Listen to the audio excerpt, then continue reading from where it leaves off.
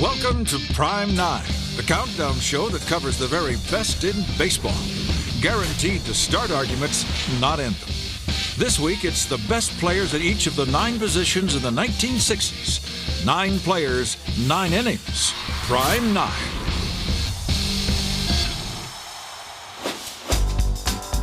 When it comes to great baseball players, the 1960s universe is bursting with a galaxy of stars. That made this a really tough list to come up with.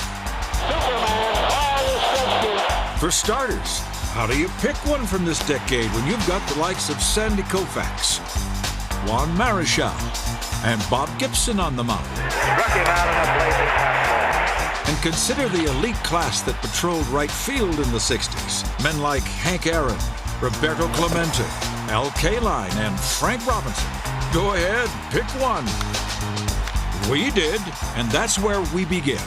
Right field, or in your scorebook, number 9 on Prime 9. Hank swings. It's back. Home run for Henry. What more can you say? Hank Aaron, the man. He truly is number 1. The very best right fielder in the 60s was indeed Hammerin' Hank Aaron. He did it without fanfare, but he was relentless. Back in the 60s, I was a kid, and I remember Hank Aaron as a guy that was quiet, a guy that never showboated, a guy that was always smooth. If you needed a model for the consummate 5-tool player, Hank Aaron was your man. He could do it all. He was a complete ball player. He could run, throw, catch, hit with power. Don't try to sneak a fastball by him. That's like sneaking the sun by a rooster. You can't do it. When Hank gets a good one on the ball, it's long gone and far away. From 1960 through 69, Aaron hit 375 home runs. He hit as many as 45 in one season and averaged 38 a year throughout the 60s. The pitch to Aaron, and man, that ball is hit. What a sock. It's amazing the power that Hank can generate with his slashing wrist action. His timing's terrific. Those lightning-quick wrists and impeccable timing enabled Hank to lead the decade with more than 1,100 RBIs. And in 68, he became the 3rd youngest man to reach 500 home runs. Aaron rockets a terrific drive. Consistency is the hallmark of greatness, and he played for a long time. Put those things together, and there you get all the records that he accomplished. It was, of course, in the 70s when Aaron eclipsed the Bay. There's a new home run champion of all time, and it's Henry Aaron. But it was in the 60s when Hank quietly became a legend. He was very underrated. He made things look so easy that people overlook him. But he was as good as anybody. Our all-time 60s center fielder could also make a case for being the center fielder of the 50s.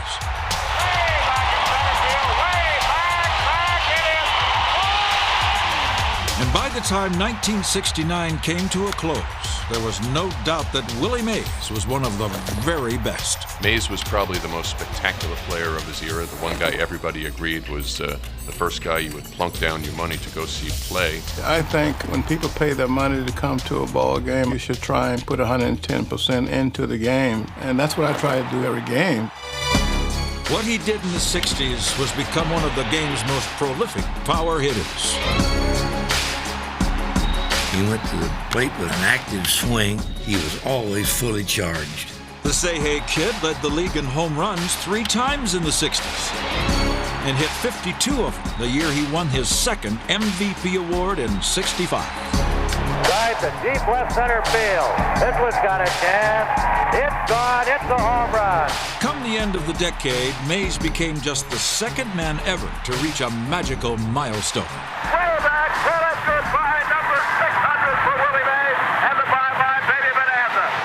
But for all his prowess at the plate, it was in the field where fans got to see the true acrobatic artistry of a man who won 9 Gold Gloves in the decade.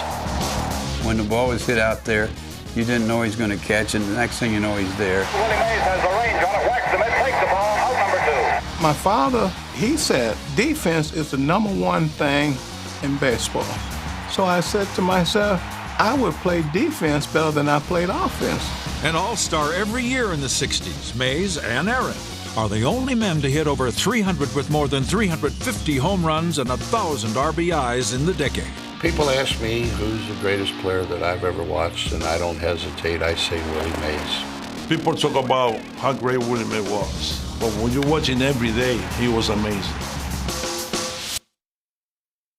Welcome back to Prime 9, featuring the all-1960s team. We've established 2/3 of our outfield.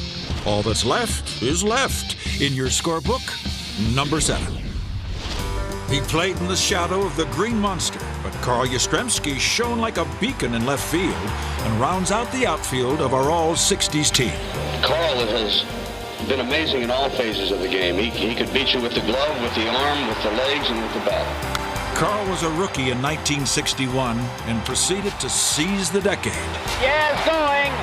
He makes a diving catch. He won 3 batting titles in the 60s. Boys around third, and he will score. Kennedy makes the throw, a triple. And with that daunting Green Monster as his backdrop, Yaz won 5 Gold Gloves in the decade. Yastrzemski in on the ball, throwing home. Out at the plate. What's remarkable is that Yaz did all this while replacing a Boston icon. I believe if Yaz wasn't the intense competitor that he was, that he would not have succeeded. It was the driving thing that, I may not be Ted Williams at bat, but I'm going to be better than Ted Williams all around. Yastrzemski going back.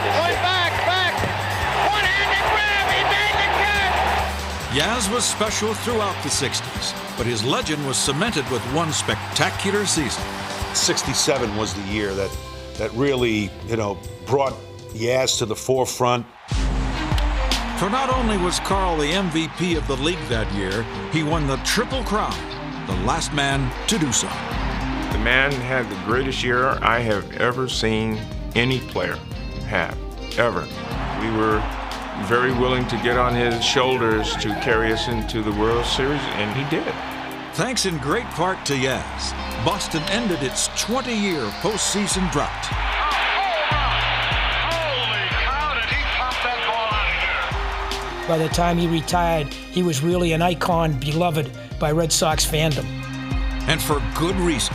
For not only was Yaz the left fielder of the 60s, he was one of the best of all time.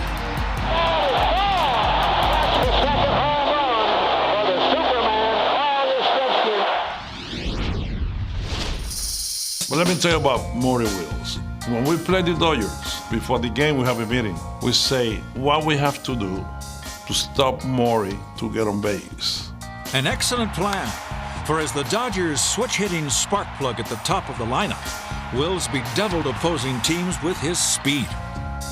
Could steal any base. I mean, he could go from first to second, second to third. A great threat for the Dodgers. The amazing thing about it, Al, everybody in the ballpark, including the pitcher and the catcher, knows he's going, but there's nothing you can do about it. He brought a different attitude toward the base stealing, and in fact, he reinstated it almost. And Wills brought steals back to the game with a flourish in '62, when he shattered Ty Cobb's 48-year-old record of 96 stolen bases. Wills lit out and has just stolen his 104th base. Maury also won his 2nd Gold Glove that year and beat out Willie Mays to win the MVP award. Willie felt that he should have had it. He's still telling me about that. And I'm saying, Willie, that's been too long now. You got to get over it. No one in the 60s stole more bases than Maury Wills. And although he got the individual glory, he always had the team in mind. I didn't steal bases just to rack up bases. The reason I stole bases was to get in the scoring position to score runs. And quite often, just one run was all those Dodgers needed, with the likes of Don Drysdale and Sandy Koufax on the mound. When I scored that one run, if it was in the first, second, or third inning, we go to Sandy Koufax and say, there it is, Sandy. There it is, fella. Your one run. Throw cut off.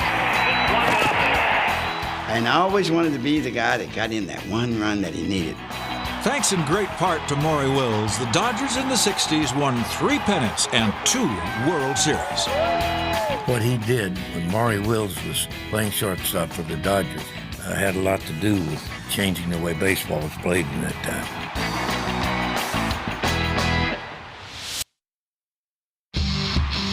Welcome back to Prime 9, featuring the all-1960s team.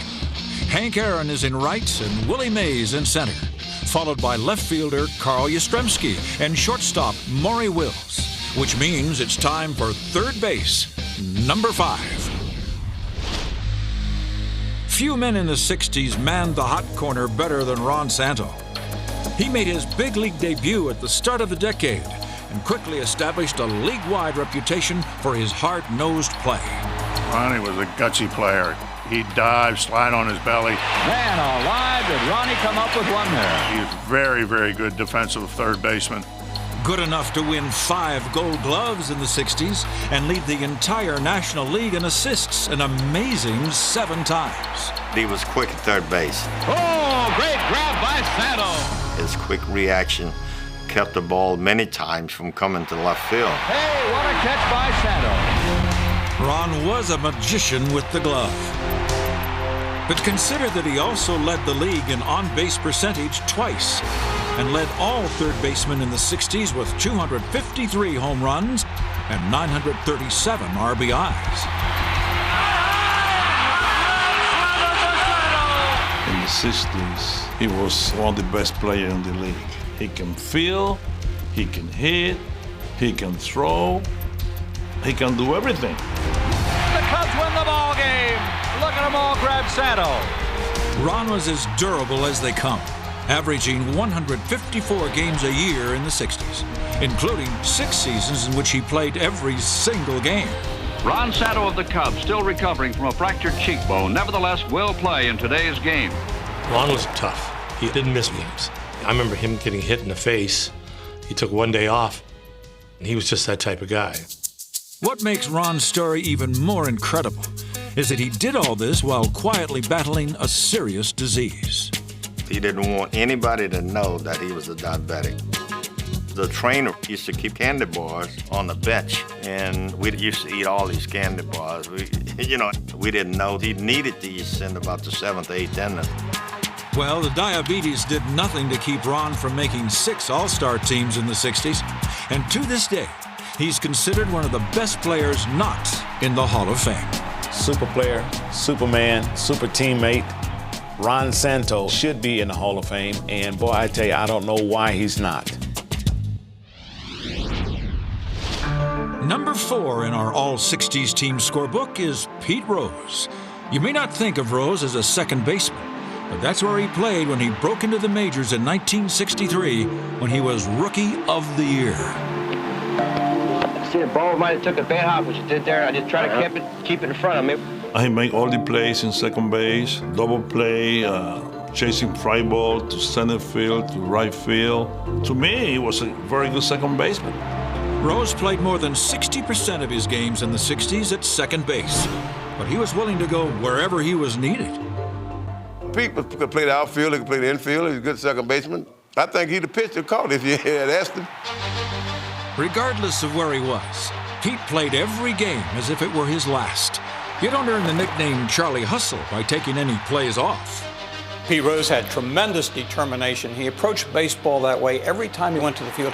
It did not matter to him what he had to do to win a game. There's that headfirst slide, and this crowd goes bananas. If you walked him, he ran down to first base 4-2. He was just intense. Rose is on, always runs to first base after a walk. It's an honor to have the right to play the game of baseball. To be given the opportunity to play, you had to bust your chops, man. You had to do everything in the world. A switch hitter, Pete constantly worked on ways to improve his hitting. And in '65, he recorded the first of his record 10 seasons with 200 or more hits. Rose lines one, base hit. He used to always tell me, every at-bat is important. Don't ever waste an at-bat. 200 hits a season, that was always his goal. Pete reached that 200-hit goal 4 of the 7 seasons he played in the 60s. By the end of the decade, he had become a finely tuned hitting machine, winning batting titles in both '68 and '69. As he matured a great deal in the Cincinnati Reds organization, Pete made himself one of the greatest hitters in baseball.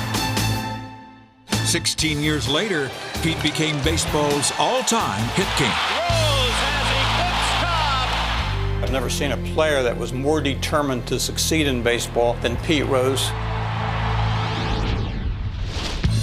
So who's on first, you ask?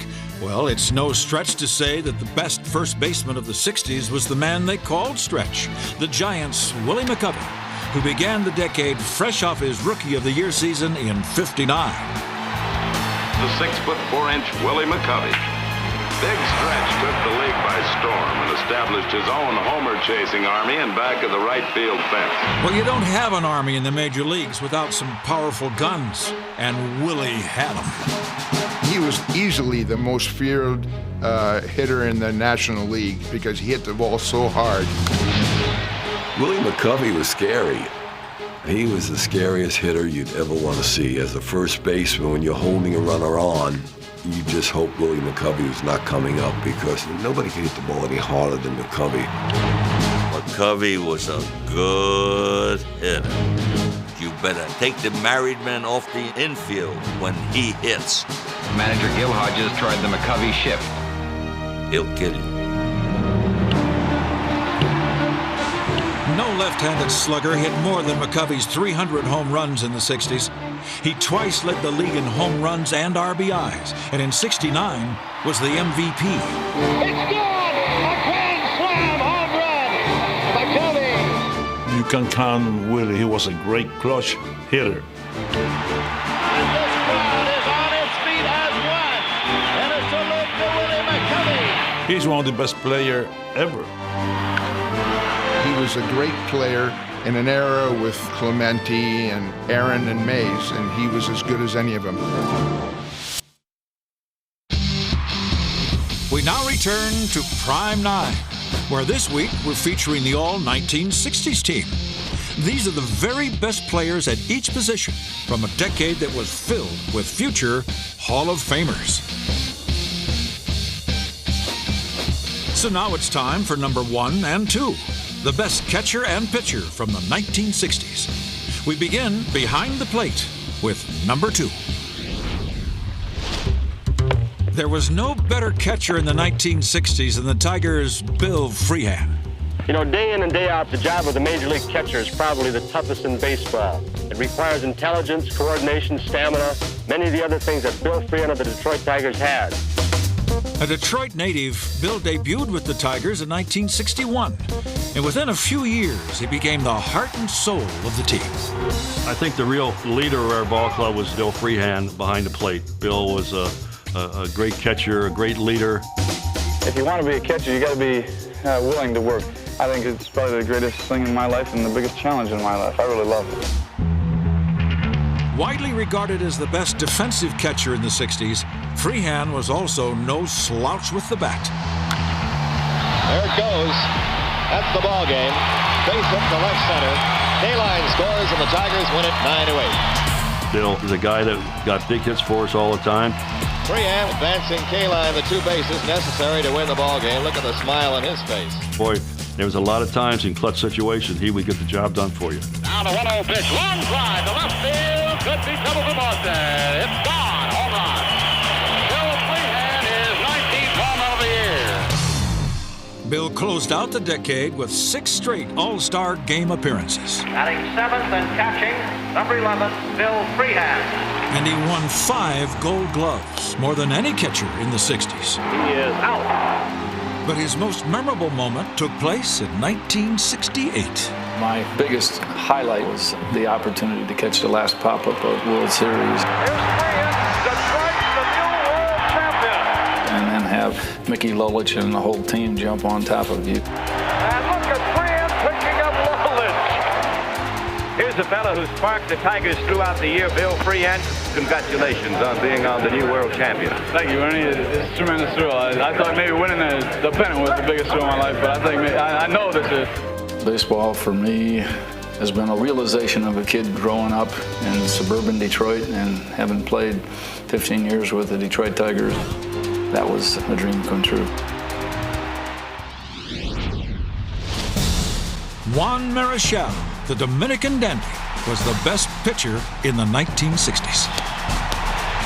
Marichal working on a 4-hit shutout. A swing and a miss. He struck him out. Juan had the most wins, shutouts, and complete games in the decade, results that belied his off-field persona. Juan is a very mild person. But the day he was pitching, he was the meanest guy you ever seen. You have to kill him to beat him in any game. Intimidation was a big part of Marichel's success on the mound.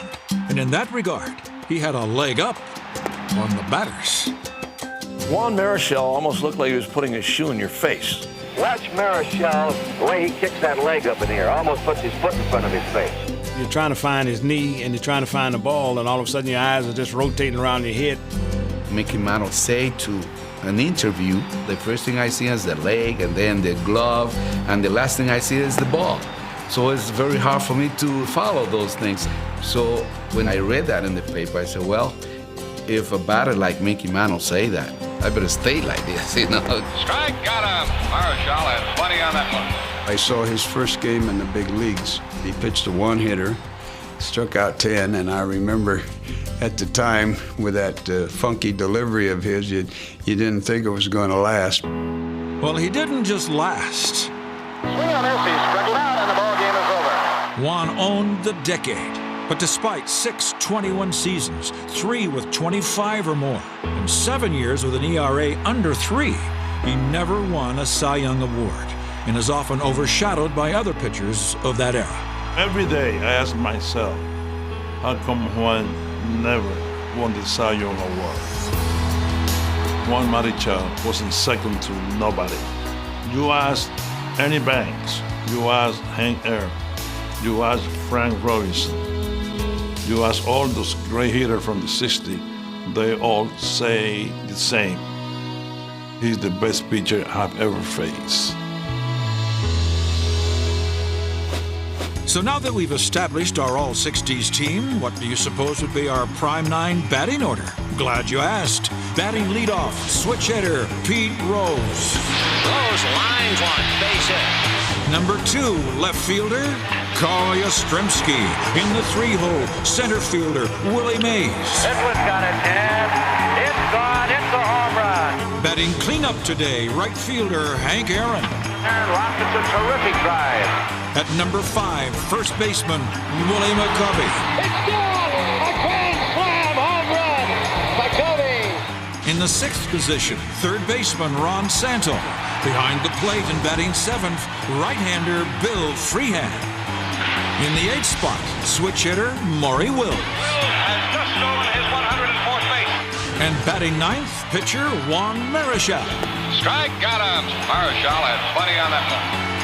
That's our all-60s lineup and our prime 9. What's yours?